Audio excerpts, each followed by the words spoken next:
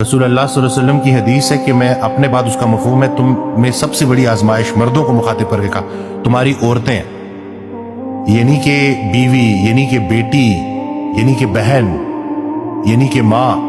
تو یہ جو ہمارے سارے رشتے ہیں نا، اگر ہم ان کو سمجھ جائیں کہ یہ کسی صورت بھی اگر یہ ہم سے ناراض ہیں یا ہم ان کی جان بوجھ کے دل آزاری کرتے ہیں اور دل آزاری کرنے کے بعد ہم اللہ سے تعلق کا دعویٰ بھی کرتے ہیں تو ہمارا یہ دعویٰ جھوٹا ہے. خالق کو راضی آپ نہیں کر سکتے جب تک آپ نے مخلوق کی دل آزاری کی ہو. اللہ حقوق اللہ تو معاف کر دے گا، لیکن حقوق العباد، اور ابھی لازم ہے کہ ہم حقوق العباد کے اوپر بات کریں جتنا ہو سکتا ہے کہ آپس میں جو تعلقات ہیں، معاملات ہیں، یہ کتنے سینسٹیو ہیں اور یہ کتنے ضروری ہیں.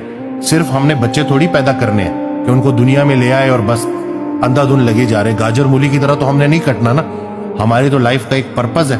تو ہم جب تک وہ ماحول نہیں دیں گے، عزت